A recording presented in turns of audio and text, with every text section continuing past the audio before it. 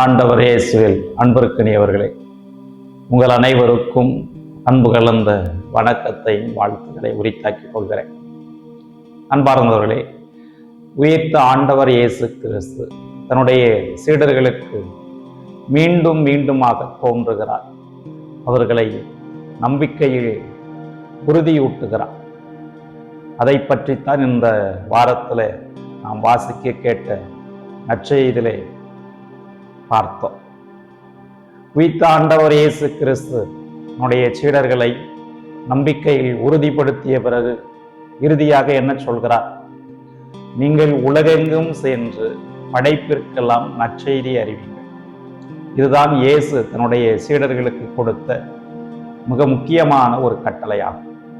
உலகெங்கும் சென்று படைப்பிற்கெல்லாம் நற்செய்தி அறிவீங்கள் என்ற ஆண்டவருடைய கட்டளை என்பது எல்லாருக்கும் நற்செய்தி அறிவிக்க வேண்டும்.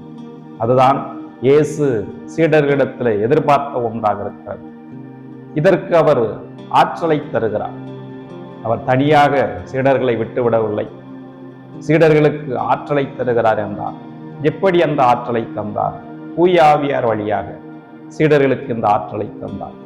நான் போவதால் நீங்கள் பயனடைவீர்கள் என்று சொன்ன இயேசு கிறிஸ்து அவர் விண்ணேற்றம் அடைந்த பிறகு தூய ஆவியாரை அனுப்புகிறார்.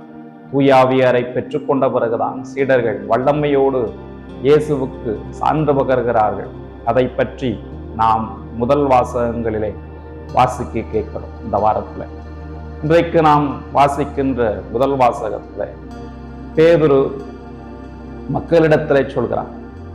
அங்கிருந்த தலைமை குருக்களிடம் முதன்மையான மனிதர்களிடத்தில் சொல்கிறார், நாங்கள் கண்டதையும் கேட்டதையும் எங்களால் அறிவிக்காமல் இருக்க முடியாது. எவ்வளவு துணிச்சல் மிக்க வார்த்தைகள்! பேதுரு தன்னுடைய உயிர் போய்விடும் என்ற அச்சத்திலே இயேசுவை மறுதளித்தவர், யூதர்களுக்கு அஞ்சி வாழ்ந்தவர். இப்படிப்பட்ட பேதுருவா இத்தகைய வார்த்தைகளை சொல்கிறார் என்பது நமக்கு சிந்தனைக்குரியதாக இருக்கிறது. எந்த பேதுரு யூதர்களை கண்டு அஞ்சினாரோ, அதிகாரத்தில் இருந்தவர்களை கண்டு அஞ்சினாரோ, அதே பேதுரு இன்றைய முதல் வாசகத்தில் நாங்கள் கண்டதையும் கேட்டதையும் எங்களால் அறிவிக்காமல் இருக்க முடியாது என்று சொல்வது எவ்வளவு மிகப்பெரிய மாற்றம் அவருடைய வாழ்க்கையில ஏற்பட்டிருக்கிறது என்பதை நாம் புரிந்து கொள்ளலாம். இதற்கு முதன்மையான காரணம் தூய ஆவியாருடைய அருள் பொழிவை அவர் பெற்றுக்கொண்டார் என்பதுதான். இயேசு கிறிஸ்து தன்னுடைய சீடர்களை விட்டு பிரிந்து போகிற போது ஒரு வார்த்தையை சொல்வார், இதோ உலக முடிவு வரை என்னாலும் நான் உங்களோடு இருக்கிறேன். இந்த வார்த்தைகள் இன்றைக்கும் நமக்கு உறுதியூட்டுகின்றன. இயேசு நம்மோடு உடன் இருக்கிறார். அதுபோலவே தூய ஆவியாரும் தந்தை கடவுளும் உடன் இருக்கிறார்கள்.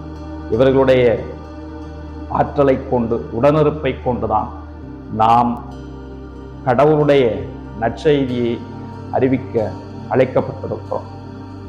இதே பேதுரு கடவுளுடைய ஆற்றலையும் தூயாவியாருடைய அருள் பொழிவையும் பெற்றுக் கொண்ட பிறகுதான் தைரியமாக யூதர்களுக்கு முன்பாக பேசுகிறார் என்று சொன்னால், இன்றைக்கு பேதுருடம் இருந்த அதே மனதிடம், அதே தைரியமும் துணிச்சலும் நற்செய்தியை அறிவிக்கக்கூடிய ஒவ்வொருவருக்கும் இருக்க வேண்டும் என்பதுதான் நாம் புரிந்து கொள்ள வேண்டிய செய்தியாக இருக்கிறது.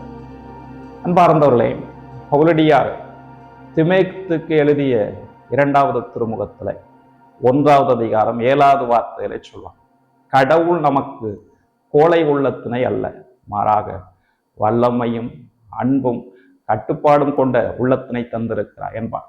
கடவுள் நமக்கு வல்லமை மிக்க இதயத்தை தந்திருக்கிறார் என்று சொன்னால் நாம் யாருக்கும் பயப்படவோ யாருக்கும் அஞ்சவோ தேவையில்லை. கடவுள் உடனிருக்கிறார் என்ற நம்பிக்கை மட்டும் நமக்கு இருந்தது என்று சொன்னால் நாம் வல்லமையோடு ஆண்டவருடைய நற்செய்தியை அறிவிக்க முடியும். அன்பார்ந்தவர்களே, புனித ஜான் கிறிஸ்டோஸ்டம் என்பவரை பற்றி நாம் கேள்விப்பட்டிருக்கலாம். பொன்வாக்கு அருளப்பர் என்று அழைக்கப்படக்கூடிய இவர் தன்னுடைய பிறந்த இடத்திலிருந்து கான்ஸ்டாண்டினோபிள் என்ற நகருக்கு செல்கிறார்.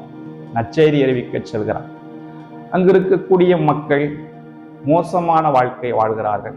முறைகேடான ஒழுக்கக்கேடான வாழ்க்கை வாழ்கிறார்.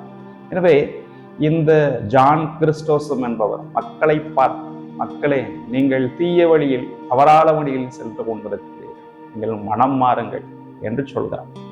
இந்த செய்தியை அந்த இடத்திலிருந்து அரசியான யுடோசியா என்பவளும் கேள்விப்படுகிறார். அவளுக்கு பயங்கர சீற்றம் வருகிறது. மக்களை பார்த்தும் என்னையும் பார்த்துமா இப்படிப்பட்ட வார்த்தைகளை சொல்கிறார், நான் உன்னை என்ன செய்ய போகிறேன் என்று அந்த அரசி ஜான் கிறிஸ்டோஸிடத்திலே சொன்னாராம். அப்பொழுது ஜான் கிறிஸ்டோஸும் சொன்ன வார்த்தைகளை மிக முக்கியமானது. அவர் சொன்னார், நீங்கள் என்னுடைய உயிரை எடுக்கலாம், அப்படி எடுத்தால் அது எனக்கு நன்மைதான் பயன். ஏனெனில் நான் இந்த உலகத்திலிருந்து ஆண்டவர் இருக்கக்கூடிய விண்ணகத்துக்கு போய் சேர்ந்து விடுவேன், அது மகிழ்ச்சியான செய்தி தான் என்று சொன்னார். ஒருவேளை நீங்கள் என்னை இந்த நாட்டிலிருந்து வேறொரு நாட்டுக்கு நாடு கடத்தலாம், அப்போதும் நான் மகிழ்ச்சி அடைவேன். ஏனெனில் கடவுள் எல்லா இடங்களிலும் இருக்கிறார், அதனால் நான் மகிழ்ச்சி அடைவேன் என்று சொன்னார்.